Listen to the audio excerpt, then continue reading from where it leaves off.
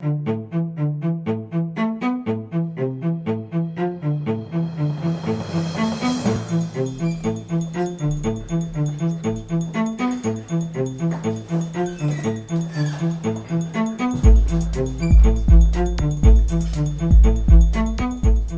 pues vamos a empezar. En primer lugar, muy buenas tardes y agradecerles a todos ustedes su presencia aquí.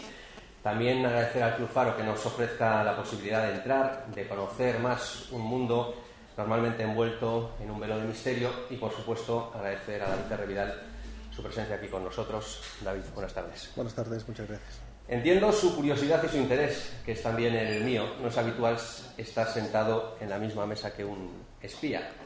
No es habitual tener tan cerca a un hombre que ha colaborado y ha trabajado con los servicios secretos, con el CNI bajo el nombre clave, nunca sé si es John o Juan. John. Tejió una amplia red de informadores, fundamentalmente en África, ha colaborado, imaginen ustedes, también con el Ministerio del Interior. Tampoco es habitual que, además de estar aquí, un espía exponga con tanta claridad como hace en Diario de un espía los métodos, la forma de trabajo, las anécdotas, los casos reales que han ocurrido durante el desempeño de su actividad. David y su libro son, además, yo creo, una prueba de que los espías no son unos seres que viven en mundos remotos, que nada tienen que ver con nuestro día a día, con asuntos que nos son muy cercanos. En lo social, en lo político y también y cada vez más en lo económico, el éxito, tomar las decisiones acertadas, tiene mucho que ver con obtener y saber manejar la información correcta, llevar a cabo, como se suele decir, una buena labor de inteligencia. Cobra todo el sentido del mundo. La máxima, la información es poder. 15 muertos la pasada semana cuando un grupo de inmigrantes intentó entrar en España, un caso que todos conocemos, que sigue ocupando primeras páginas y muchos minutos en radio y televisión, que sigue levantando una enorme polémica. Saben ustedes que hay varias versiones, varios vídeos circulando, uno de la Guardia Civil, otro de las ONGs. Seguro que David nos puede aclarar algo de lo que pudo haber ocurrido, porque enviar informes sobre el tráfico de inmigrantes ha sido una de las grandes labores que ha desarrollado nuestro invitado de hoy. ¿Saben ustedes que en Pontevedra hay una célula, no sé si llamarla así, de inteligencia marroquí? ¿Ven cómo el mundo de los espías está más cerca de nuestra vida cotidiana de lo que muchos imaginamos? De rabiosa actualidad, en este libro aparecen casos de hace tan solo unos meses, de finales de 2013, desfilan por sus páginas los conflictos relacionados con la inmigración ilegal, las redes de prostitución, el espionaje informático, por supuesto Snowden, o incluso, fíjense que cerca está de nosotros, el juez Taín o el excomisario jefe de la Policía Nacional, primero de Vigo, luego de Galicia, el ahora novelista, creo que también en aquella época lo era, García Mañá. Y también, tangencialmente, uno de los asuntos que más focos ha traído, el asesinato de Asunta Basterra. Algunos o muchos de ustedes seguro que han leído El año que trafiqué con mujeres o El Palestino, escritos por el periodista de investigación Antonio Salas. Este menciona explícitamente al hombre que nos acompaña esta tarde como clave para poder infiltrarse en los grupos de los que escribe Salas y lo define además como el número uno de su especialidad.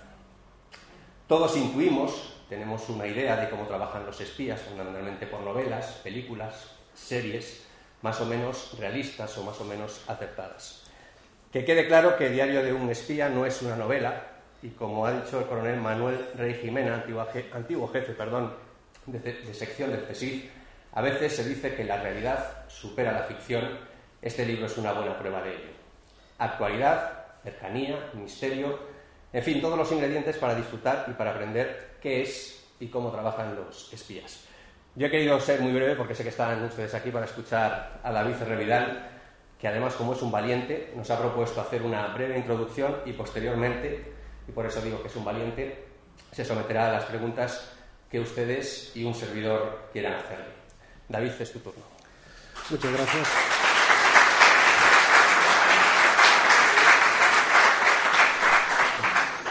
Bueno, la verdad es que no sé por dónde empezar, porque han mencionado tantas cosas que es un poco difícil. No sé si... ¿Se oye, no? ¿Se oye? Sí, creo que está activado. Sí, no, es que está aquí, sí. A ver, lo acerco un poco más. No oyen bien, ¿no? Bueno, vamos a empezar por alguna. Un poco voy a explicar cuál es mi experiencia, de una forma resumida. Empecé a colaborar con con el Centro Nacional de Inteligencia más o menos en el año 2000. Previamente ya tenía algunos trabajos con el Ministerio del Interior y más o menos he simultaneado digamos, los trabajos de la empresa pública con los de la privada. Es decir, no solamente trabajo para el CNI y para el Ministerio del Interior, sino que también para grandes internacionales que, digamos, que requieren otro tipo de información. Realmente la palabra espía tiene una connotación negativa. Lo que pasa es que la estamos usando aquí porque, de alguna manera, para comunicar mejor con la gente. Es decir, cuando digo, bueno, es que hay un curso de inteligencia, entonces me dicen, ¿eso de inteligencia qué es? ¿Para ser más listo? Esto, o sea, no se entiende. En cambio, cuando dices espía, entonces todo el mundo lo tiene muy claro. Realmente, espionaje es un método dentro de la inteligencia, es un método que utilizan los servicios oficiales. Cuando se trata de privado, es decir, cuando se trata de una empresa, ya no se habla de espías, sino que se habla de gente que recoge información, analiza esa información, pero de una forma legal. Luego sí puedo entrar un poco en los matices legales e ilegales, ¿no?, de cada aspecto. Por ejemplo, en los servicios de inteligencia, pues actúan legalmente de cara a su país, pero evidentemente allá donde espían, es decir, para los espiados, pues no es precisamente legal. Aunque voy luego en la ronda de preguntas o en el coloquio que podamos hacer, entrar en todos los detalles que queráis, sí me gustaría introducir un par de conceptos de forma muy sencilla, un poco para ponernos en situación. El primero de ellos, que suele llevar a equívocos, es la información respecto al conocimiento. Esto lo voy a explicar de una forma muy sencilla, nada de definiciones académicas. Esto que tienen ahí, como algunos habrán averiguado, es un tomate. Este tomate, como tal, se podría considerar un dato, ¿no? Un dato que luego procesaremos. Estos son datos que nos llegan, lo mismo que puede ser un teléfono o una matrícula de un coche. La información sería, por ejemplo, responder a si este tomate es una fruta o es una verdura. Normalmente, pues no sé ustedes, pero la gente suele tener bastante confusión con este particular y realmente un tomate pues es una fruta. Esto es información. Lo mismo que pueden buscar tomate en Wikipedia y les darán una información del tomate en sí. Entonces, ¿qué es el conocimiento? Que es la base de la inteligencia. El conocimiento es saber que un tomate no se pone en una Macedonia. Ese es el conocimiento. Entonces, en los servicios de inteligencia siguen un ciclo. Este es el ciclo más sencillo que existe, que es lo que usa el Centro Nacional de Inteligencia. Existen ciclos mucho más complicados, existen ciclos que se aplican a una empresa en particular o a un servicio de inteligencia, todos son diferentes. Este es el más sencillo, que son 4 fases. Una fase de dirección, que es saber pues, precisamente qué es lo que queremos hacer. Una fase de obtención, que es precisamente donde estaba mi trabajo, por lo menos mi trabajo de cara a un servicio de inteligencia. Es decir, recoger información, recoger esa información de diversas fuentes. Una fase de elaboración o producción, que sería donde entran en juego los analistas. Yo eso no lo hice para los servicios oficiales porque eso había otra gente que lo hacía y además no, digamos que está totalmente es independiente, pero sí lo hice para la empresa privada. Y finalmente la fase de difusión, que es cuando le transmitimos o bien al presidente del gobierno o bien al director de la empresa cuáles son los resultados, por así decirlo. ¿Pero por qué es un ciclo? Pues es un ciclo porque vuelve a empezar. Es decir, que cuando llegamos al final siempre faltan datos. Entonces hay que volver a obtener otro tipo de informaciones, volver a elaborarlas y así sucesivamente. El servicio de inteligencia por autonomía más famoso, que es la CIA, aquí tienen, bueno, esto sería lo que es la comunidad de inteligencia en Estados Unidos.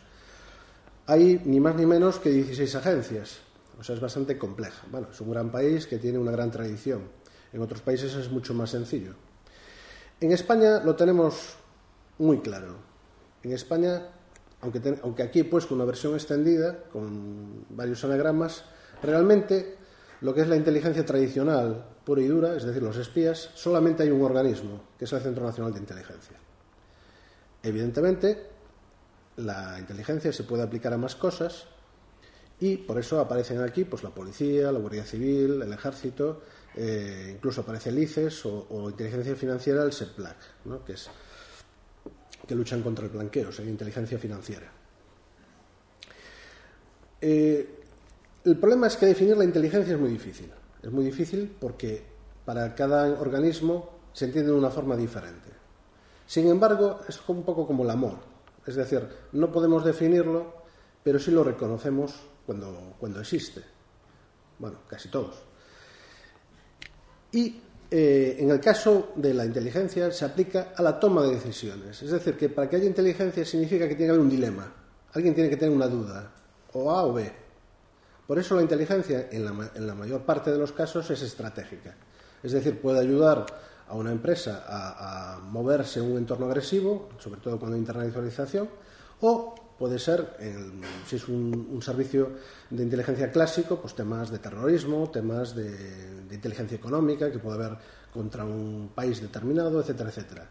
Hay otra parte de inteligencia en la que no voy a entrar, que son las operaciones clandestinas, que es un poco lo que se conoce, bueno, es la parte más de James Bond, por así decirlo, ¿no? Es decir, es cuando en la inteligencia, pues de alguna manera, pues, se hace un sabotaje, se asesina a una persona, en aquellos países que se puede hacer, etcétera, etcétera. En España hay que tener en cuenta que el servicio de inteligencia, o sea, los agentes, no son autoridades, es decir, no pueden detener a nadie, ¿no? No son servicios policiales, no investigan crímenes, ¿de acuerdo? Eso es una diferencia fundamental entre un servicio de información y un servicio de inteligencia. Es decir, no se trata de perseguir delitos, solamente son o bien análisis estratégicos, en la mayoría de los casos, o bien alguna operación táctica cuando hay un servicio, por ejemplo, de contrainteligencia o cuando se trata de alguna escucha, etcétera, etcétera, en el exterior. Bueno, no me voy a extender más sobre todo esto, simplemente es un par de aclaraciones así iniciales. Saber que la inteligencia, pues bueno, procede de muchos puntos. Hay fuentes humanas, que son lo que llamamos espías. Hay fuentes abiertas, que sería, pues eso, leer los periódicos, acudir a esta conferencia, etcétera, etcétera.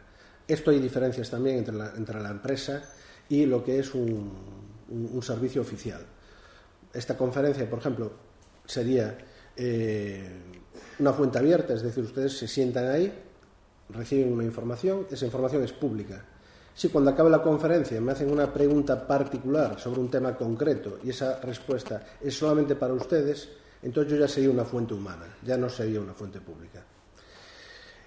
Supongo que para muchos de ustedes tendrá interés el tema de inteligencia de señales, que está tan de moda con el Snowden y todo esto, que es cómo se obtiene la información.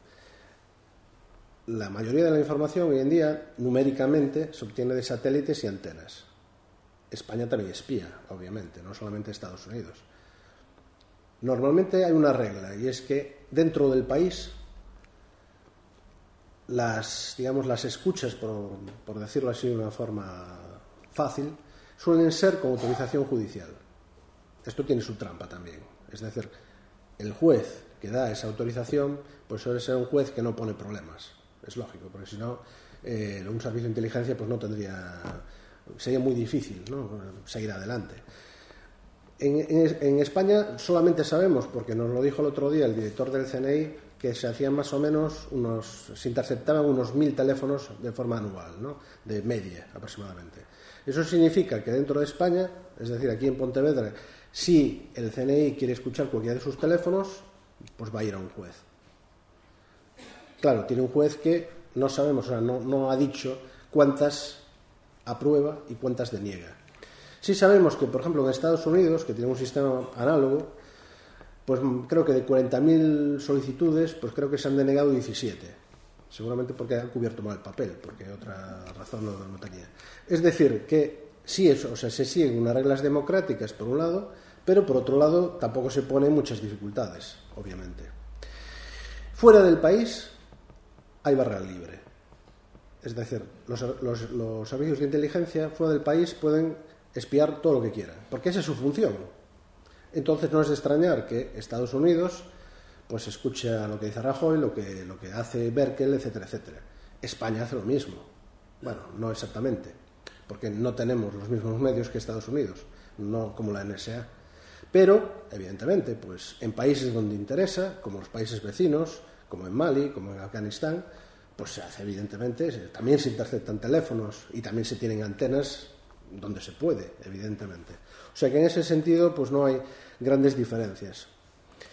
Este es un gráfico que ha proporcionado Snowden en sus filtraciones, que es muy interesante, que es de la parte digital, es decir, de esas interceptaciones, un poco los porcentajes, ¿no?, que ellos utilizan dependiendo del origen.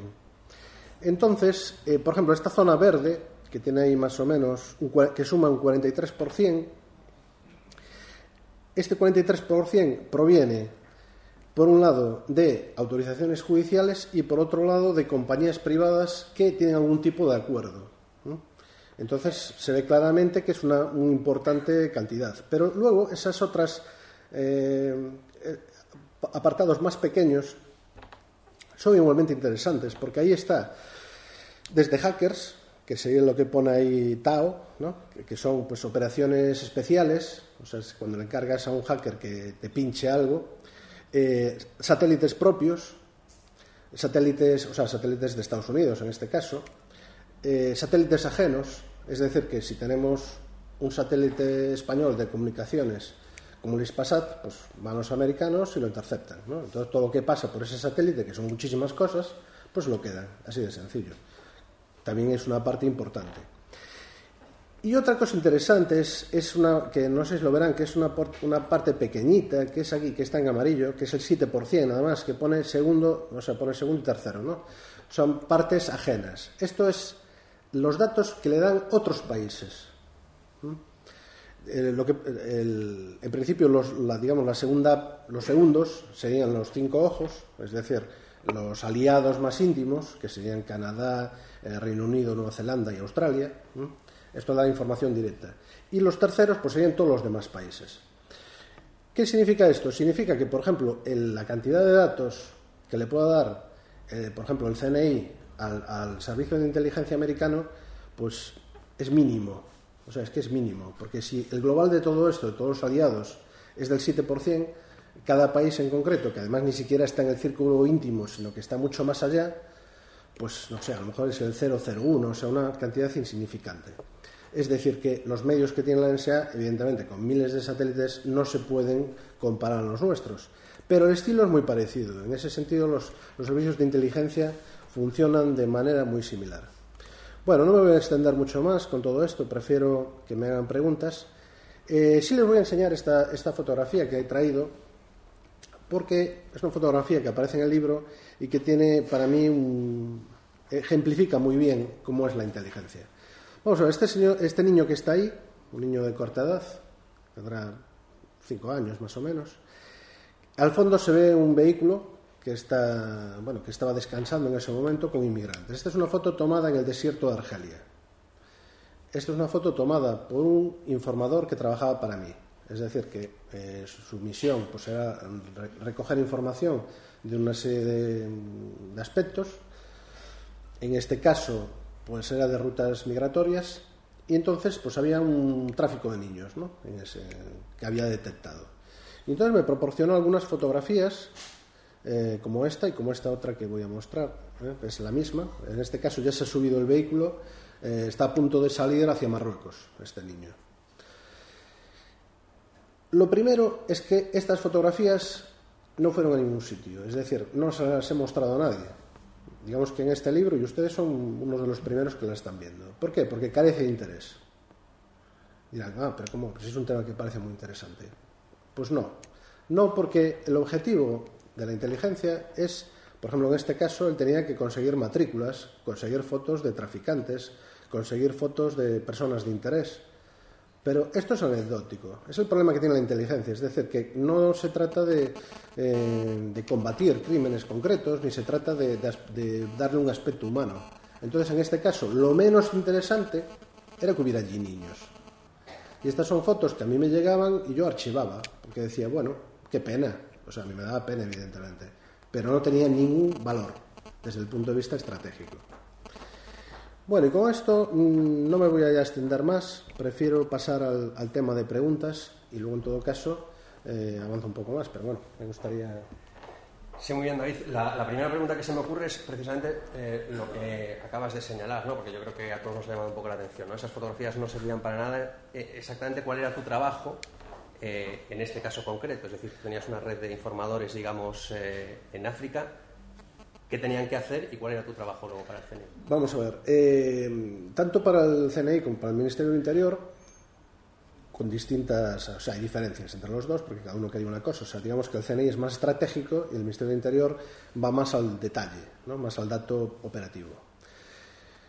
El objetivo era recabar información. En concreto, tenía gente en 15, bueno, llegué a tener en 16 países y llegué a tener 25 personas trabajando para mí. Es decir, yo viajaba a ese país, no a todos, porque a veces no hacía falta, pero bueno, viajaba a determinados países, reclutaba a aquellas personas que veían que podían hacer el trabajo y esas personas pues hacían lo que se les indicaba. Es decir, que si hay temas de inmigración, que es lo que más trabajo me dio, porque había mucho, o sea, de redes, más que no se trataba de inmigrantes en concreto, sino de redes, sobre todo los barcos separaban muchos barcos, cayucos separaban muchos cayucos, explotación sexual, y luego había otros temas que eran totalmente ajenos. Por ejemplo, cada país tiene su historia. Por ejemplo, en Marruecos pues podía interesar cosas tan variopintas como puede ser, yo qué sé, pues persecución a los cristianos.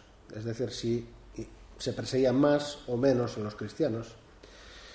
La lucha contra las drogas, que podía haber un momento dado por parte del gobierno. Es decir, si el gobierno cuando anunciaba que iba a erradicar o que iba a luchar contra el hachís, si eso era verdad. Es decir, si se tomaba en serio y realmente incorporaba más o no, o seguía todo igual. A veces, pues determinados movimientos de partidos políticos, cuando por ejemplo había manifestaciones de protesta que estaban orquestadas contra los enclaves españoles, por ejemplo en Ceuta y Melilla, que iba allí la gente con pancartas, ¿no? Fuera de aquí, no sé qué, no sé cuánto, pues se observaban cosas, ¿no? A veces la información nos viene de forma indirecta. Por ejemplo, en este caso que acabo de mencionar, recuerdo que había unas pintadas, que ni siquiera eran pintadas, diciendo, bueno, pues eso, soberanía de Marruecos, fuera, no sé qué, no sé cuánto.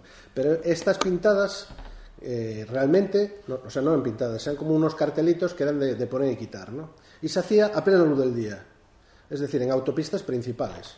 Con lo cual, todos los policías y gendarmes que pasaban por allí veían perfectamente que había unos señores que estaban colocando la pancarta, ¿no? Es decir, que de alguna manera estaba claro que ni era espontáneo y tenía absolutamente el apoyo de las autoridades. Son observaciones indirectas, ¿no? Eso es lo que se llama inteligencia estratégica, es decir, dar este tipo de detalles. Una inteligencia más táctica pues sería decir, bueno, quién es el líder o quién es el líder en la sombra, o qué conexiones hay entre este partido político progubernamental y este otro partido político que está allí. En una mezquita, por ejemplo, qué realidad hay en el sentido de que si realmente hay integrantes que puedan cometer actos violentos o no. Es decir, que cada país y cada entorno, pues los objetivos son diferentes. Luego, si quieren los asistentes ya te harán más preguntas sobre este asunto. Lo has nombrado tú también, Snowden. Bueno, se ha montado todo un escándalo, países indignados porque les espiaban, que si Merkel, que si se dijo que a Rajoy no porque no interesaba. ¿Aquí hay impostura, hipocresía o en realidad es lógico este enfado con Estados Unidos? Yo creo que el enfado puede venir porque ha trascendido. Es decir, vamos a ver, eso se sabe, yo creo que todos lo saben desde hace 40 años. O sea, todos los del mundillo, por así decirlo. De hecho, se les recomienda a los políticos, se les recomienda que no usen los móviles. O sea, quiero decir que esa es una recomendación ya estándar, ¿no? O sea, si usas el móvil, que sepas que esa conversación puede ser interceptada. De alguna manera, pues ha trascendido. Y claro, aquí es que quedan en evidencia un poco los que han sido espiados, porque los servicios de inteligencia de esos países, pues debieron, o puede uno pensar que deberían haberlo evitado, ¿no? En un momento determinado. Entonces, pues es un problema más bien diplomático, ¿no? Más bien decir, bueno, a ver, entonces, ¿qué pasa? ¿No somos capaces de evitar que eso ocurra? No, o sea, no, es muy difícil realmente. porque la NSA tiene unos medios... O sea, que el enfado es porque me han espiado, quiero decir, sí, porque ha trascendido. Han conseguido pillarme y además ha trascendido. Claro, ha trascendido, es decir, que realmente desde un punto de vista de la inteligencia eso se sabía, ¿no? Eso era obvio.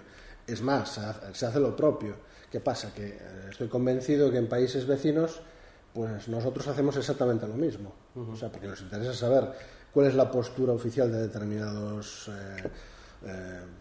pues, antes de una cumbre, por ejemplo, ¿qué va a responder? O sea, eso es muy útil. O sea, que hay hipocresía cuando dicen un socio como Estados Unidos resulta que me está espiando. Sí, la verdad es que hay hipocresía porque eso era obvio. Hombre, a lo mejor dices tú es que espía a un aliado, pero es que vamos a ver, los terroristas no, una antena que por ejemplo esté en el Reino Unido pues no va a captar lo que pasa en Afganistán. Es obvio que esa antena pues está captando lo que pasa en Europa, y lo mismo que los satélites que están sobre Europa, ¿no? Y si tenemos nosotros una antena en Canarias, pues no podemos decir también que estamos escuchando lo que pasa en Afganistán. Eso es que no tiene ningún sentido. Y a nosotros, al ciudadano medio, es decir, se está extendiendo la idea de que vivimos en un gran hermano, de que ahora mismo con los programas informáticos nos pueden controlar absolutamente, el WhatsApp. ¿Esto es así? Es decir, ¿en realidad vivimos en un gran hermano o un ciudadano? Pues sí, es así y más. Es decir, que ahora vivimos, yo lo defino como la edad de oro del espionaje, porque es muy fácil espiar a la gente. Porque antes aún pues era un poco más complicado, es decir, había que hacer algo, había que meter un micrófono en un sitio, no sé qué, pero no, ahora hay que convencer a la gente de que instale aplicaciones en su ordenador, de que instale aplicaciones en su teléfono, para que la información ya te llegue de forma gratuita, por así decirlo, ¿no? Y además, si hay otras entidades como Google, como Yahoo, que ya está recogiendo información comercial, nada mejor que espiarles a ellos, ¿no? Que es precisamente el gran enfado que tenía Google era que en Estados Unidos, pues es verdad que había una autorización judicial para determinados datos, pero es que los servidores que tenía, por ejemplo, en Europa, pues estaba claro que habían directamente pinchado, para que se entienda, el cable de fibra óptica, y todo lo que entraba y salía por los servidores pues ya pasaba a la NSA, o sea, ya no tenía ni siquiera que pedir ningún permiso. Entonces, privacidad no existe hoy en día. ¿Existe privacidad? Sí, es lo que hace, pues sí. Osama Bin Laden lo que hacía era no usar móviles, o cuando tenía que mandar un vídeo, pues lo metía en un pen y lo mandaba con un señor que iba en camello muy lejos de allí y lo metía en un cibercafé. Pues sí, o sea, pero realmente es que el gran problema es que muchos de los terroristas, sobre todo en países africanos, no usan precisamente Internet y no usan los métodos de comunicación tradicionales porque saben perfectamente que la NSA puede escucharles. Entonces uno dice, vale, entonces ¿para qué se quiere todo eso? Pues muy fácil, porque hay intereses comerciales, hay intereses políticos, geoestratégicos, y se pincha todo lo que hay, así de claro. ¿Y tú como espía qué nos aconsejarías para que no nos espíen? ¿No adquirir nada de esto? Yo creo que lo mejor es tomárselo con filosofía. Ser conscientes, ¿no? Sí, ser conscientes de que, bueno, que hay una privacidad hasta cierto punto, ¿no? Y tiene que ser así. Por ejemplo, en Estados Unidos el gran debate fue después, o sea, en el año 2001 les dijeron que eligieran entre privacidad y seguridad, y eligieron seguridad. Es decir, dieron a las autoridades el poder suficiente para pues que el FBI pues prácticamente pueda saber, ante la más mínima sospecha, pues pueda saberlo todo sobre ellos. A nosotros no nos han preguntado y no nos van a preguntar. ¿Y qué debemos hacer? O sea, es así. Un asunto que lo nombrábamos al principio, que está marcando la actualidad. Tú conoces muy bien ese mundo, esos inmigrantes, esos 2 vídeos que han salido, la Guardia Civil que dice que entraron con una actitud muy violenta, luego una ONG que publica un vídeo en el que parece que bueno, les están atacando desde cuando estaban nadando, se habla de que se lanzaron pelotas de goma. ¿Cuál es la verdad? Bueno, yo no estaba allí, la verdad no la puedo definir. Sí puedo definir algunas cosas, ¿no? O sea, en primer lugar, esos inmigrantes que saltan la valla, no hay mafias detrás. Es decir, esos son desesperados. Porque los que hay mafias detrás no saltan la valla. O sea, entran pero de otra manera. Entran en patera, entran escondidos en vehículos, etcétera, etcétera. O sea, que esos son desesperados que han quedado allí y tienen que, bueno, pues de alguna manera cumplir su sueño hacia Europa. En segundo lugar, realmente es que Ceuta y Melilla son lugares muy complejos. Es decir, que allí la presión es muy alta. No podemos juzgar tampoco así a la ligera ciertas actividades porque es difícil, es decir, que uno está allí y un día, otro día, pues hay el mismo problema. Entonces no podemos tampoco acusar así de forma alegre a las autoridades porque las órdenes que tiene en este caso la Guardia Civil, que es la que tiene que custodiar esa frontera, es de que no entre nadie.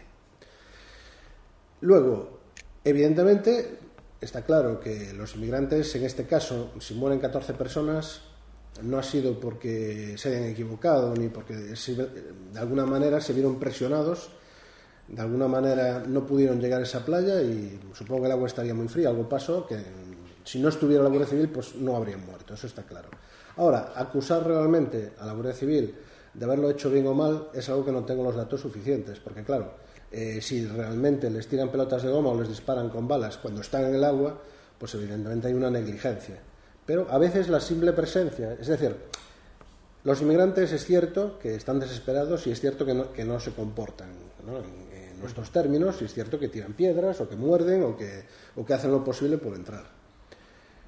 Y está claro que en esa situación pues la contraparte pues también hace lo propio, es decir, estará un poco cabreada pues que te estén tirando piedras, obviamente.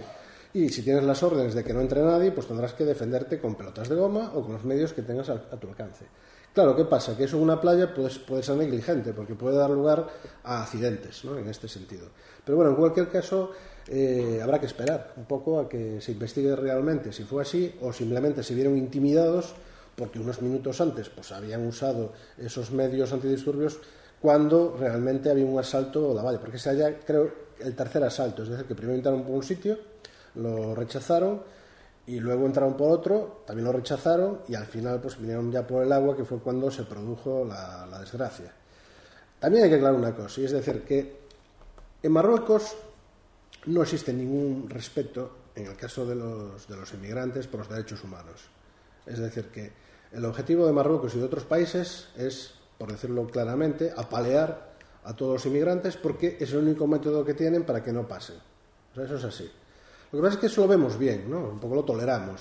Decimos, bueno, pues esos son... O sea, si pasa algo, pues han sido los marroquíes, nosotros no sabemos nada. Se supone que una vez estén cerca ya de territorio español, o en este caso que ya estaban nadando hacia la playa, se supone que nuestras fuerzas del orden tienen que tener otro tipo de precauciones y otro tipo de actitudes.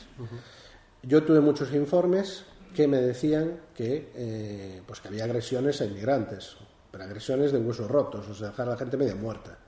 De hecho, había un juego que creo recordar que agarraban los gendarmes a un inmigrante y le hacían una pregunta en árabe que más o menos venía a ser como ¿quieres algo? No entendía lo que, o deportación. Entonces el inmigrante, pues, como deportación le sonaba mal, decía, bueno, pues yo lo primero. Y es donde entraban en carcajadas que eso que le estaban preguntando es si quería ser apaleado, ¿no? Por así decirlo. Entonces cogían las porras y pumba, pumba. O sea, lo dejaban allí medio muerto. Ese nunca más... Pues era un jueguecito que tenían allí los gendarmes. Claro, hay que matizar. O sea, hay que matizar. Por ejemplo, la policía marroquí no se comportaba igual que la gendarmería. Es decir, la policía estaba más habituada, tenía más tacto, ¿no? La población marroquí ayuda a los inmigrantes. Es decir, un inmigrante llega realmente a esa frontera porque la población pues le da agua azucarada, le da pan, les dan limosnas, si no, no podrían sobrevivir. Es decir, que de alguna manera no es un problema, digamos, del país, es un problema de las autoridades del país. ¿Por qué? Bueno, pues porque un poco también nosotros les hemos dicho que no queremos esa inmigración. En un caso parecido, pero puramente económico, sería el caso de Mauritania. Es decir, en Mauritania se ha solucionado la crisis de los cayucos. Es una crisis que además es que tenía yo gente allí en Nouadhibou y en Nouakchott trabajando precisamente para eso, informar de cómo se hacían las cosas. Entonces, se tomó la decisión de pagarles. Como Mauritania es un país así, que realmente no tiene así como mucha estructura, pues primero se untó a todo el gobierno, ¿no? Porque realmente, eran los primeros, para que aceptaran a los deportados y para que hicieran un poco de policías europeos. ¿España pagaba al gobierno? Claro, exactamente. Bueno, España, parte de estos fondos supongo que vendrían de Europa. O sea, no se puede decir que sea España realmente la que asuma todo el coste. Luego al final tuvo que pagarles también a los mandos, porque aunque le pagabas a los de arriba, pues luego el señor que está allí patrullando, pues también tenías que tenerlo contento, ¿no? Y darle propinas, porque si no tampoco empezaba la corrupción. Entonces, si le va a pagar el traficante, es preferible que le paguemos nosotros, acabamos antes, ¿no? Entonces se convirtieron en una policía europea y se acabaron los cayucos. Ahí entonces mi función cambió. Entonces ya no interesaban los traficantes. Lo que interesaba entonces era saber si ese dinero estaba bien empleado o no. Es decir, si las autoridades mauritanas realmente luchaban contra la inmigración o no luchaban. Y está muy bien, porque así, si dejaban salir un cayuco, luego le decías, oiga, que le estoy pagando y mire, es que sus hombres han hecho esto. Es que han dejado salir de este punto en concreto un cayuco el otro día. Es decir, que la inteligencia, por ejemplo, aquí, pues cambian los objetivos. O sea, primero eran los traficantes, luego era saber si ese gobierno realmente cumplía con ese pacto. Mauritania es un caso especial porque se hace con dinero. O sea, no tiene otro. Hay otros países que hay otro intercambio. En Marruecos es complejo. Es complejo porque ahí hay intereses económicos, intereses políticos. Bueno, ahí no se puede hablar de dinero. Ahí se puede hablar de muchas más cosas. ¿Será dinero no para mejorar las condiciones de vida de esas personas, sino para untar a... Sí, hombre, las condiciones de vida de las personas siguen igual o peor, eso no van a variar. Cambiamos... ¿Es verdad que hay aquí inteligencia marroquí en Pontevedra? ¿Y por qué? ¿Y si es así? Sí, bueno, vamos a ver. Hay inteligencia marroquí, bueno, en Pontevedra. Vamos a decir que están... Yo no voy a ser muy preciso, porque no estaría bien. No voy a dar nombres y apellidos, porque luego se quejan y me demandan y cosas así, es un poco desagradable. Pero vamos a decir que donde hay colonias cerca de Vigo, colonias importantes de marroquíes, pues allí está la inteligencia marroquí. Bueno, lo mismo que ocurre en Vigo, ocurre en Coruña. O sea, no es que sea... En Coruña pues también están cerquita, un pueblo muy próximo que se llama Arteixo. Bien, la cuestión es, ¿qué hace ahí la inteligencia marroquí? ¿Y por qué? Lo primero es que a nosotros la inteligencia marroquí no nos preocupa. Es decir, la orden, a nosotros, al gobierno. A mí me preocuparía, pero al gobierno no. Es decir, se consideran amigos y pueden hacer lo que les dé la gana. ¿Por qué? Porque ellos no están aquí para espiarnos a nosotros, sino para espiar a su propia gente. Realmente no, aunque realmente es un servicio de inteligencia, funciona más bien de una forma un poco más de chivato, ¿no? Es como una red enorme de chivatos cuyo objetivo es saber si alguien habla mal del rey, si hay gente que actúa en oposición, si hay, por ejemplo, prosaharauis, es decir, este tipo de cosas. Y como es algo que a nosotros nos da igual, pues le dejamos actuar. Y a cambio, se supone que cuando hay algún extremista pues que tenga así unas ideas un poco raras, pues nos dan también información de esa persona. Entonces, normalmente el perfil, voy a hablar de perfiles, eso sí, gente que esté muy en contacto, ¿no? Asociaciones, sindicatos, es decir, gente que esté muy en contacto con los inmigrantes, ¿no? Que esté ahí muy metida. Entonces, esto lo que hacen es, cuando encuentran algo que tal, pues se chivan, por así decirlo, a su embajada, ¿no? Bueno, a su consulado. En este caso normalmente es dirigido desde Bilbao, si no me equivoco. O sea, que están aquí, pero espían a sus propios... Sí. Claro, porque es que en otros países, por ejemplo en Alemania, en Holanda, allí los echan. Porque allí consideran que la privacidad es la privacidad. Es decir, que tú con esas personas, que muchos no son marroquíes, pero son ya españoles, porque han adquirido la nacionalidad. Entonces, en estos países europeos consideran que cuando hay un servicio extranjero que está espiando a quien sea que está en ese país, pues hay que echarlo. No se le echa, se le invita a marcharse. Se le dice que usted tiene unas actividades que no son propias de su función o lo que sea, y bueno, se le dice, venga, o te vas o ya sabes lo que hay. El único caso que hubo en España, que se echó a uno, que fue en Cataluña, pero fue con, digamos que esa persona se estaba pasando y entonces se pidió permiso, o sea, estaban de acuerdo, por así decirlo, los marroquíes. Una persona que molestaba en los dos lados, ¿no? Entonces lo echaron con todas las de la ley. Fue el único caso que se conoce. Hace unos años, ahora ha parado un poco, pero se realizaron muchas operaciones contra el terrorismo islamista aquí en España, que al final en la mayoría de los casos quedaron en prácticamente nada. ¿Hay realmente una amenaza terrorista en España? ¿Ha habido?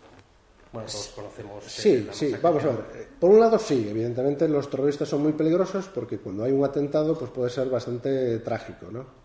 Pero tampoco hay esa psicosis, es decir, que no es para tanto. porque, vamos a ver, desde el punto de vista de la inteligencia nos apartamos un poco, somos un pensamiento bastante crítico, ¿no? Y bastante independiente. Entonces, o sea, no hay que vender cosas a la prensa. Así como un servicio de otro tipo pues se ve obligado porque el político de turno dice, oye, hay que hacer cosas para enseñarlas en prensa y tal, que aquí trabajamos mucho. En los servicios de inteligencia, como eso no se puede hacer, pues realmente se piensa en otras cosas, con más objetividad. Entonces, hombre, atentados hubo uno. Y ese uno que hubo, pues la posibilidad de que fuera coordinado desde fuera o que tuviera un apoyo exterior, pues es un poco dudoso, ¿no? Entonces no se puede decir que haya realmente redes terroristas que estén operando con atentados inminentes. Y luego, el número de presos, por así decirlo, por temas de islamismo es bajo. Creo que la última estadística era de 40 personas. Por ejemplo, comparado con ETA, que es desde casi 600 presos, ¿no? O sea, quiero decir que es una amenaza, hay que tenerlo en cuenta, pero no somos un país tan objetivo como muchos otros países del entorno. Y por eso muchas veces, pues hay operaciones, ¿qué pasa? Que a veces gusta salir en la prensa, ¿no? Entonces, a veces hay operaciones que se hacen con mucho despliegue, que son, que llegan tal, y al final quedan en absolutamente nada. Es decir, que queda todo el mundo pues en la calle. Como recientemente el subdelegado del gobierno aquí en Pontevedra, no sé si te enteraste, que dio una rueda de prensa anunciando unas detenciones que todavía no se habían producido. Pero bueno, esto con Minority Report, o sea, ya tenemos que pensar en el futuro, ¿no? O sea, se harán algún día. No hace mucho me han contado que has estado en televisión. En el libro lo nombras, es cierto que tangencialmente, el caso de Asunta. El caso de Asunta Basterra. Creo que tú has tenido contacto incluso con el Omari, que es una persona que ha aparecido en las investigaciones porque se le relacionaba supuestamente con la madre de Asunta. ¿Qué nos puedes contar de este caso? Sí, bueno, eso fue un caso sorprendente porque vamos a ver, el Omari era una persona que prácticamente era el rey de los marroquíes en la sombra, ¿no? Prácticamente yo creo que de toda Galicia. O sea, aunque tenía por aquí algunos del sur y él estaba en Santiago, pero bueno, yo creo que dominaba prácticamente todo. Y aparte que tenía muy buenas conexiones, tanto a nivel de gobierno marroquí, de hecho en su agenda tenía varios ministros, el número personal, y también los políticos españoles de la época, es decir, que estaban, vamos a decirlo, muy metido, ¿no? La sorpresa fue que este señor, pues en un momento dado, presuntamente traía gente, ¿no? Dijo, bueno, yo me voy a poner aquí, se gana poco dinero, entonces voy a traer gente. Entonces, cobrando 5 o 6.000 euros por cada persona, pues esto es un buen negocio. Entonces, así trajo, por lo menos que aparezcan en el sumario, a 14, ¿no? Aparte que era estaba allí de prácticamente toda la parte del CITE de comisiones obreras, pues era el que mandaba, ¿no? O sea, es que el que dominaba todo. Lo procesaron, lo condenaron a 4 años, está todavía pendiente de recurso ante el Supremo, pero bueno, en principio de momento está condenado. Y el día que salía, pues este señor, digamos que fue el juicio por la mañana y por la tarde aparecía en el velatorio, ¿no? de la niña. Pero no que iba allí de visita, sino que estaba, como quien dice, era el que decidía quién entraba y quién no. O sea, que estaba allí y tal. Entonces, pues era una relación pues bastante íntima con Rosario Porto. Además, uno de sus testigos, que es de por aquí cerca, el Manolo del Forno, pues resulta que resultó ser el amante de Porto. Era uno de los testigos y socio, socio del Omari no, vamos a decir que fue el que lo contrató, ¿no? Pues este resultó ser el amante, ahora ya se puede decir que es amante, porque por esto ya lo ha dicho en declaraciones que había mantenido relaciones con Rosario Porto. Pues bueno, me sorprendió, ¿no? Porque digo, joder, aquí todo esto, ¿qué pasa? ¿Qué relación hay? ¿Qué negocios hay en Marruecos? ¿Qué pasa? Porque Marruecos es muy opaco, ¿no? Todo lo que sea negocios es muy difícil. Al final, en principio porque hay cosas que todavía no han quedado muy claras, pero lo que sí es, no creo que tenga nada que ver con el asesinato en sí, sino que parece ser que el amante de Rosario Porto con un empresario de La Coruña, pues cierto dinero que tenían, pues lo invirtieron en inversiones inmobiliarias en Marruecos. Y entonces parece ser que allí no había al final ni pisos ni dinero, entonces lo que contrataron a Rosario Porto para que les echara una mano. Y Rosario Porto, que era muy amiga de este señor, de Lomari, a él lo llevó un poco de conseguidor, ¿no? O sea, con sus influencias y tal. La verdad es que lo que pasó al final no queda claro, porque el socio de Manolo pues dice que recuperaron el dinero, que no hay ningún problema, y en cambio en el juicio Manolo dice que no recuperó el dinero. Claro que tampoco decía muy bien la cantidad que llevaba, porque como no había papeles, tampoco habían hecho papeles, y bueno, tampoco sabía muy bien lo que había invertido. Es que no sabía mucho, la verdad es que al final era un negocio un poco raro. Abrimos, si les parece, el turno para que hagan ustedes preguntas. Levantan la mano y les acercan un micrófono y le puede preguntar lo que quieran a David de estos asuntos que hemos tratado o de cualquier otro. Mientras yo te pregunto, me veo gente joven por ahí, si yo quiero ser espía, ¿qué hago? ¿Mando un currículum al CNI? ¿Hackeo su página web? Si hackeas su página web seguramente te llamen, eso seguro. Bueno, vamos a ver, en mi caso, que bueno, lo cuento en el libro, pero en mi caso la verdad es que yo ya hacía cosas y por un señor que estaba en extrema derecha, que trabajaba para ellos, me recomendó, porque esto se da mucho, es decir, vamos a ver, el problema de trabajar para un servicio de inteligencia es cuando quieres reclutar a alguien lo que pasa cuando falla. Claro, porque yo te digo, oye, mira, ¿quieres trabajar para el CNI? Y si me sale mal, a lo mejor mañana me saques en la radio diciendo, mira, un tío del CNI me dijo que... Entonces eso es un gran problema. Por eso ellos muchas veces, cuando son para determinados casos, pues tiran de policías, guardias civiles, militares, que ya saben que si falla este contacto, pues que no pasa nada, ¿no? Porque todo se mantiene en un grado de confidencialidad. En mi caso, pues eso, ya sabían que podía hacer cosas y le salió bien. No suele ser lo más habitual, a menos que alguien te recomiende, ¿no? Que digan, bueno, pues esa persona, sobre todo que sea discreta, que sea una persona discreta, que sea una persona comprometida, porque luego la información, si la da o no la da, ya se verá, es decir, luego ya veremos cómo reacciona, pero lo que es importante es que no se vaya de la lengua en el primer minuto, es decir, que sea una persona muy discreta.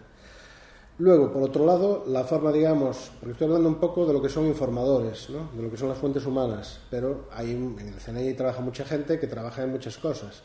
Entonces eso va por perfiles, es decir, si necesita un economista, pues hay que ser economista. Eso, lo que sí funciona, aunque parezca un poco de coña, es mandar el currículum a la página web. Es decir, ellos tienen unas escalas, ¿no? Según sus necesidades, se manda el currículum allí y ellos hacen una selección. Claro, el 99,9% es probable que a uno nunca lo llamen, pero eso es porque tienen, creo que, una lista de 7 u 8 mil personas a la espera, ¿no? Y muchas veces pues falta un poco eso. Y luego, aparte que ahora mismo... Eso pasa en muchas empresas. Sí, además que con la crisis que hay tampoco creo que estén, salvo que se muera alguno, no creo que lo repongan. Tú, cuando escribes este libro, ¿seguías trabajando para el CNI? Ahora, después de publicarse el libro, ¿te han echado o sigues trabajando en el CNI? Bueno, yo creo que no me van a llamar, no sé, tengo un presentimiento, pero vamos a ver, yo lo que pasa es que cuando empezó un poco la crisis, el tema, digamos, el dinero por parte del Estado se redujo mucho. Que yo lo veo bien, yo no voy a quejarme, nunca me he quejado, porque evidentemente hay gente que sabe mucho y que es la que tiene que decidir dónde gasta el dinero, ¿no? Evidentemente. Pero yo me fui más a la empresa privada, es decir, que mis colaboraciones desde más o menos sobre el 2012 aproximadamente, pues iban a menos. Sigo colaborando, no tanto con el CNI. Evidentemente, que hables de ellos, no por lo que dice el libro, que el libro he ocultado nombres, he ocultado lugares, no dice nada especialmente molesto, ¿no? Pero siempre no les gusta que hable de ellos, y entonces en el momento que te haces una persona un poco pública, porque yo me vi obligado a elegir, es decir, o salía un poquito a la luz, no por libros, sino por ya otro tipo de actividades, o me quedaba en la sombra. Si me quedaba en la sombra, pues iba mal, ¿no? Uh-huh. Creo que hay sí, ya una pregunta. Hola, buenas tardes. Hola. Vamos a ver dos preguntas así muy rápidas. La historia, por ejemplo, el caso Bourne, el mito Bourne, es decir, toda esta trilogía en la que se programa a un soldado, un militar, lo que sea, para que trabaje como espía y tal cual, sí es cierto, o sea, es decir, sí existe programación mental, digamos, para que esa persona, pues bueno, pueda desarrollar su trabajo adquiriendo otra identidad, olvidándose de cosas, etc. Y si ¿Y qué métodos hay? Es decir, si la nanotecnología aplicada al cerebro pues es cierto que existe, etcétera. Aquí en España no tengo constancia de nada de eso. Lo que sí te puedo decir es que los programas encubiertos, por ejemplo, de Estados Unidos y seguramente otras grandes superpotencias, pues iban, bueno, no sé hasta qué punto se ha conseguido o no. Lo que sí te puedo asegurar es que, por ejemplo, cuando fue la Guerra Fría, había un proyecto muy simpático que era convertir un gato en espía. Entonces, querían programar un gato, ¿no?, para que de alguna forma le ponían un micrófono y remotamente pues llevaban el gato a la mesa donde estaban hablando algo y podía pues captar esas conversaciones. Y esto ya estamos hablando de hace muchísimos años, ¿no? Bien, y lo consiguieron. Creo que mataron muchos gatos, pero al final consiguieron un gato que respondía. Lo que pasa es que se gastó tanto dinero en el proyecto y que no dio el resultado esperado, más que nada porque el gato, cuando se dirigía a la primera misión, lo atropelló un coche. Y todos los paturró y ya dije, ya entre otro gato como que no tenemos.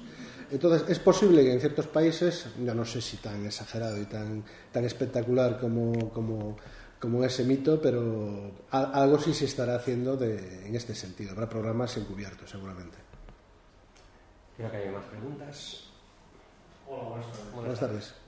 Primero decir que es un curioso hablar con una espía, pero bueno, hay que hacer una pregunta.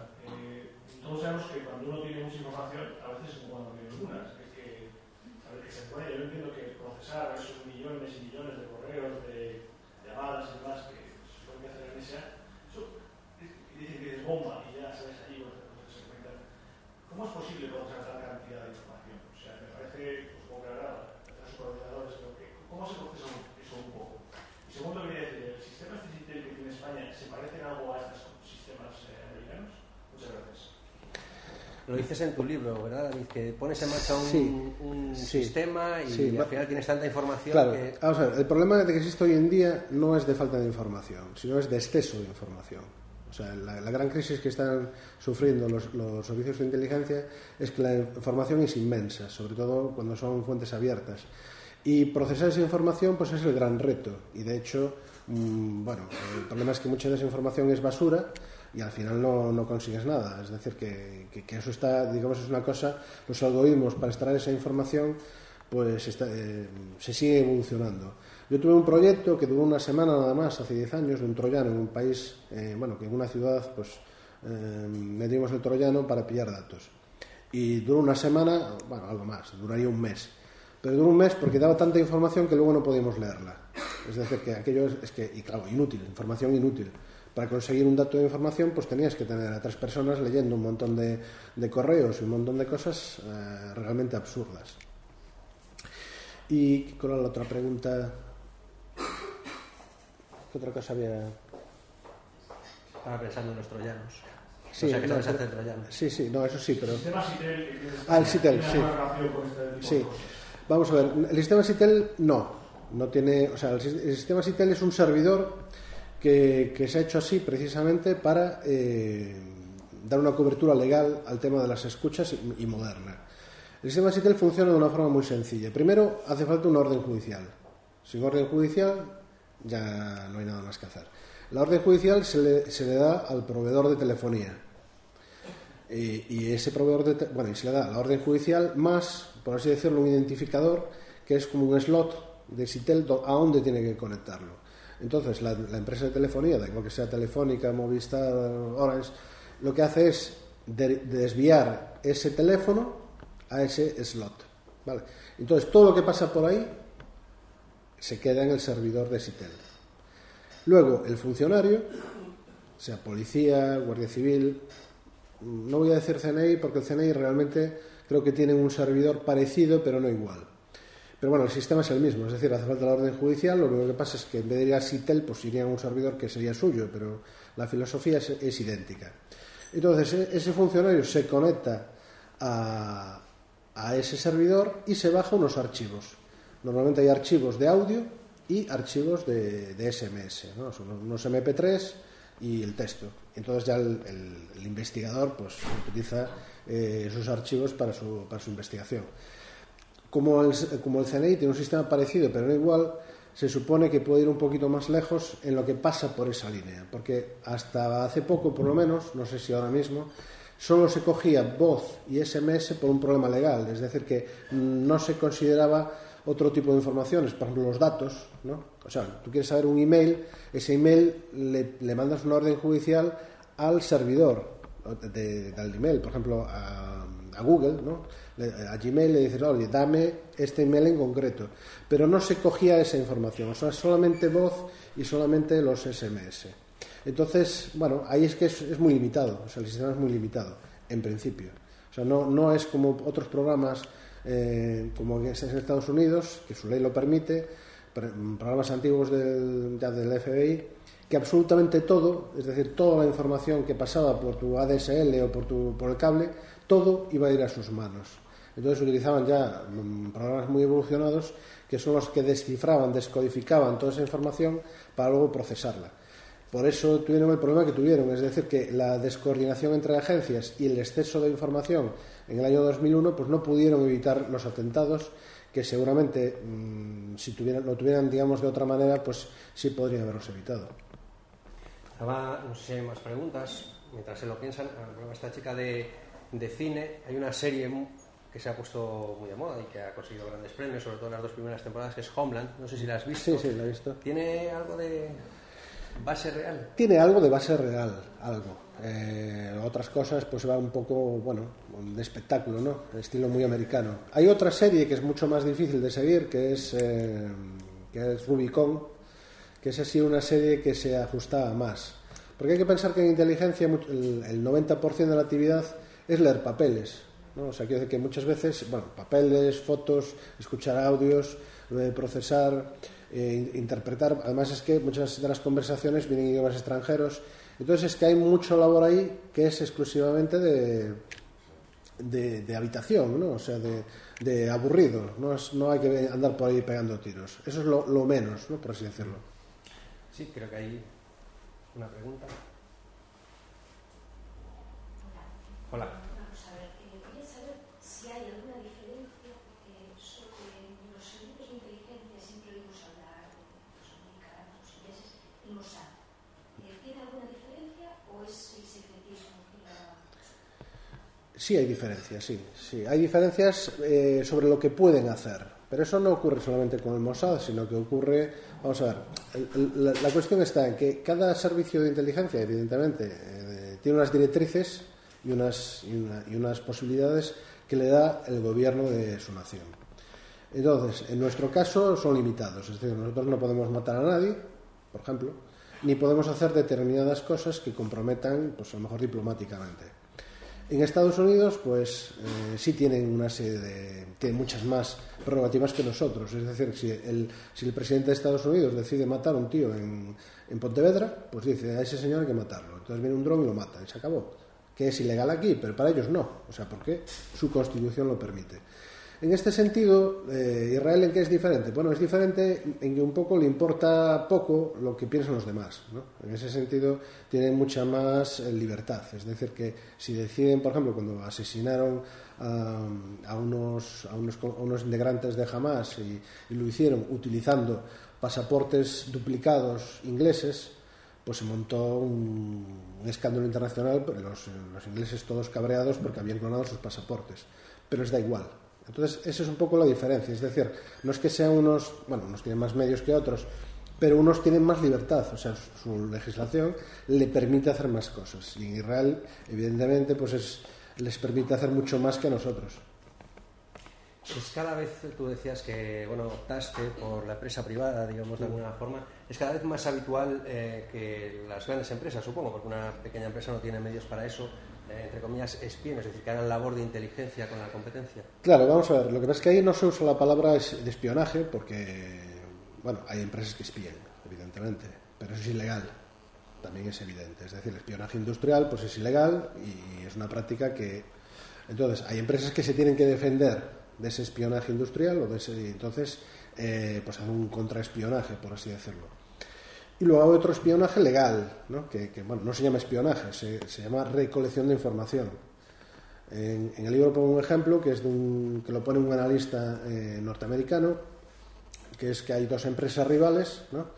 Y una de ellas quiere saber, son petrolíferas, a qué profundidad está perforando la empresa de la competencia. Entonces, pues si vamos allí y sobornamos al capataz para que nos lo diga, pues eso sería ilegal, porque es una práctica que no se debe hacer. Si ponemos un señor en la puerta de esa empresa, fuera de la empresa, contando los camiones que pasan y los tubos que llevan y la longitud de cada tubo, pues puede hacer una estimación de a qué profundidad tienen los pozos. Y eso sí sería legal, porque están utilizando métodos no agresivos para obtener esa información. Sobre esto hay una parte muy importante, que es lo que deben defenderse muchas empresas, y es sobre todo porque empresas extranjeras pues vienen con unas técnicas muy agresivas, digamos, para sonsacar información. Entonces, pues aparecen, digamos, por así decirlo, los informadores extranjeros, pues a lo mejor en una fiesta, un evento social, y de una forma psicológica, pues hacen preguntas y van extrayendo información que con otras funciones. También a veces hay encuestas ficticias. En fin, que hay una parte, hay que distinguir la legalidad, la ética de recoger determinadas informaciones y luego cosas que son éticas y perfectamente legales. Cada empresa, digamos, tiene su código de conducta y se supone que sigue su código de conducta. ¿Qué pasa? Que aunque tengas el mejor código de conducta del mundo, esto no quiere decir que la empresa de la competencia pues no haga lo que tenga que hacer. Entonces tienes que hacer contrainteligencia, que es otra parte de la inteligencia en sí misma. Creo que hay otra pregunta. Buenas noches. Hola. Buenas noches. Quería preguntar cómo un espía se puede convertir en agente doble, o sea, puede colaborar en dos gobiernos y si está bien visto o no. Y luego, ahora se me acaban de ocurrir dos preguntas breves. Una, ¿qué puede estar haciendo Snowden ahora mismo en Rusia? Y otra, ¿qué hay de cierto en Marcus Ward y su leyenda, ¿no? De Doctor Amor, de que intentaba ligarse a las secretarias y tal? Bueno, empezaré por el final. La verdad es que de los casos, digamos, más antiguos tengo poco conocimiento, porque lo mío es más bien una inteligencia contemporánea, que usamos más ordenadores que otros métodos, ¿no? Y la verdad es que nunca he tenido mucho interés por estos temas un poco históricos. Snowden, la verdad es que vamos a ver, él era un técnico de ordenadores que por la razón que fuera, ideológica, pues robó una información, ¿no? Que a mí me parece muy interesante porque se me permite hablar de esa información y enseñar gráficos como el que enseñé antes. Pero supongo que se habrá metido en un callejón sin salida, en el sentido de que el gobierno americano, cuando lo pille, pues lo meterá en la cárcel. O sea, no lo van a matar ni mucho menos, tampoco es tan grave lo que ha hecho, pero no suelen gustar ese tipo de cosas porque perjudica al país, y todo aquel que perjudica a un país pues tiene que tener en cuenta que hay consecuencias, sobre todo si ha robado directamente la información, porque una cosa es que digan que se espía y otra cosa es ya dar datos concretos, ¿no? como fue los que había dado. Como preguntaba por agentes dobles. Y los agentes dobles, esto es algo que suelo decir, que aparte de que ganan mucho más, ¿no? Y es una cosa, doble, por lo menos el doble o más, con lo cual es muy, muy ventajoso. Evidentemente los agentes dobles existen y es una de las grandes preocupaciones, ¿no? que tienen los servicios de inteligencia. Por eso se hacen controles para evitar precisamente esa fuga de información. Es uno de los aspectos más peligrosos. Esto, por ejemplo, ya en la empresa privada ya es menor, porque ahí se supone que ya es corporativo. Pero piensa de todas formas que, por ejemplo, en la empresa privada sí hay infiltrados. Los grandes casos en Estados Unidos han sido casos incluso inéditos. Es decir, por ejemplo, un señor que te viene de China con un historial impresionante, que se mete en una empresa, que trabaja durante 4 o 5 años en esa empresa, que va ascendiendo, que es el mejor trabajador, que es súper brillante en todo, y hasta que un día le das acceso a una información y ese día roba la información y desaparece.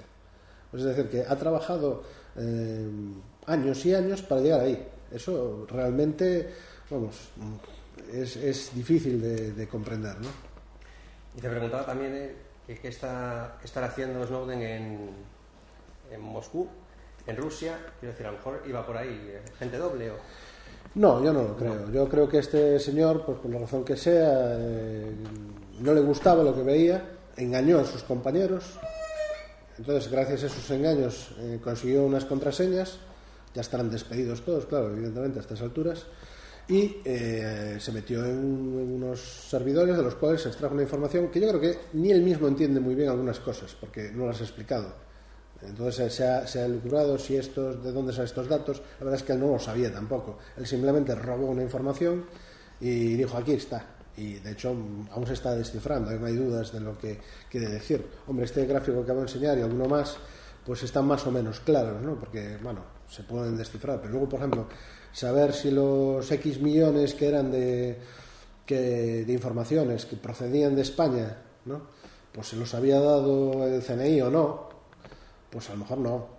¿Por qué? Es que hay que pensar que cuando uno hace una simple llamada, ¿no? A lo mejor llamas de aquí a Holanda, pues a lo mejor la llamada va por un satélite de Estados Unidos. ¿Por qué? Porque van por la vía más barata, no por la más corta. Y si va por un satélite de Estados Unidos ya lo tiene la NSA probablemente, ¿no? O sea, quiere decir que ni siquiera es que haya un interés, y a lo mejor simplemente le ponen una etiqueta diciendo dato de España. O sea, así de sencillo. Es decir, que tampoco hay que buscar muchas veces explicaciones. Desde luego, yo no creo que sea gente doble ni mucho menos. Es una persona idealista que dijo, bueno, pues esto a mí me parece muy mal, lo cual yo respeto, robó la información y nos la hizo saber. Ventajas, que ahora podemos hablar de ella. Vamos finalizando ya, no sé si hay alguna última pregunta. Yo sí, porque no hemos hablado de Wikileaks. No sé si se puede relacionar con Snowden, es un caso totalmente distinto. Yo creo que lo de Wikileaks es distinto porque, vamos a ver, lo de Wikileaks es una organización que empezó muy bien, ¿no? O sea, es decir, que a veces, vamos a ver, cuando se produce una filtración hay que distinguir si esa filtración aporta realmente o denuncia algo que sea preocupante, ¿no? O sea, que esté mal, ¿no? Algo que hacen los gobiernos, o simplemente es por ganar notoriedad o por decir cómo se hacen las cosas. Entonces yo no comparto las ideas de Wikileaks porque algunas cosas sí tienen interés. O sea, cuando se produce un acto criminal o cuando hay un gobierno que oculta algo que sea malo, por así decirlo, pues bueno, me parece bien que haya filtraciones y que eso se exponga. Pero lo último, o sea, las últimas es que no hay nada de eso. Lo que hay son chismes que perjudican a los países, porque es un cable que mande un embajador y tal, o sea, todo el mundo sabe que se hacen esas cosas, es decir, que hay comentarios, apodos, risas, no sé qué, bien, pero ¿eso qué interés puede tener realmente? ¿Qué estás denunciando? No estás denunciando nada, estás robando una información y estás haciendo daño a una serie de países. O sea que para ti Assange no es un héroe. No, yo lo metería en la cárcel, francamente. Ya finalizamos, simplemente recordarles que si quieren que les firme el libro o quieren adquirirlo, que en la entrada, ahora se va para allí David y les firma el libro. ¿Cómo lleva un espía ahora pues esta ronda mediática? Te veo en las televisiones, te escucho en la radio, sentido que en teoría debería estar que ha estado la verdad escondido es que y ahora de repente es un cambio. Bueno, ya que están aquí les voy a hacer una pequeña, a mí me gusta hacer aquí un detallito ya para los que han aguantado hasta el final. Les quiero poner una diapositiva, no sé si será la última. Aquí está. Uy, me he pasado. Ajá. Bueno, esta es una corbata del CNI que muy pocos han visto. Es una corbata de cortesía, es decir, la corbata que el CNI pues, regala a sus amigos, ¿no? Por así decirlo, que tiene un motivo que, bueno, yo creo que ya se ve claramente, o sea, que para que vean que los espías también tienen sentido del humor. Respecto a lo que me preguntabas, pues hombre, la verdad es que ha sido un cambio muy grande, es decir, de pasar de estar en la sombra y no hablar nunca de estos temas a finalmente pues estar casi todos los días con entrevistas de prensa, radio, etcétera, etcétera, pues es un cambio importante. Pero estoy contento porque o sea, la gente no entiende muchas cosas de lo que pasa, ¿no? Y vamos, ustedes como no han leído el libro todavía no tienen las preguntas, como digo yo, más interesantes, pero al leer sobre estos temas surgen todavía más preguntas, ¿no? Y cómo se hace realmente. Y hay por ahí otras publicaciones, Pero son cosas que ya se hacían hace 30 años, hace 40 años, o son otras que son inventadas. Entonces no transmiten fielmente cómo es el espionaje hoy en día, porque ha cambiado muchísimo. Aunque el otro día tuve una discusión, un periodista me decía, bueno, entonces los de la casa, y yo, ¿qué casa? Sí, hombre, la casa. Yo, no sé, ¿qué casa de quién? Sí, hombre, el CNI. Le digo, mira, perdona, pero es que yo desde el año 2000 nunca he oído que le llamen la casa, le hemos llamado un centro. Y me dice, no, pero es que antes del año 2000, no sé, mira, yo es que hablé con gente ya que llevaba muchos años y tampoco sabían eso de la casa. Me dice, bueno, pero es que entonces ha dicho, y yo, no, porque, verás, es que hubo un periodista, cuando hubo una parte de aperturista hace 30 años y tal, que habló con un coronel, que es Manuel Rey, y el coronel Rey le dijo, sí, bueno, aquí decimos estos de la casa, como si yo digo, este señor de la casa, ¿no? Pero no es que tuviera realmente ese mote, ¿no? O sea, y esa expresión, digamos, que fue interpretada de tal manera que se creó el mito que al CNI se le llama la casa, cuando se le llama, yo le he llamado el centro, o sea, quiero decir que todo el mundo que ha hablado le llama el centro. Tampoco puedo asegurar que hace 40 años, cuando era CSI y tal, tuviera otro nombre. Lo que pasa es que a veces tienes que luchar, o sea, parece que como que no acaban de entenderlo, o sea, tienen ya una idea preconcebida y te cuesta decirles, no, que no, o sea, nos tenemos que pelear. Bueno, pues lo dicho, que si quieren ustedes el libro está en la entrada y además se lo firma David. Muchas gracias por estar aquí. Muchas gracias.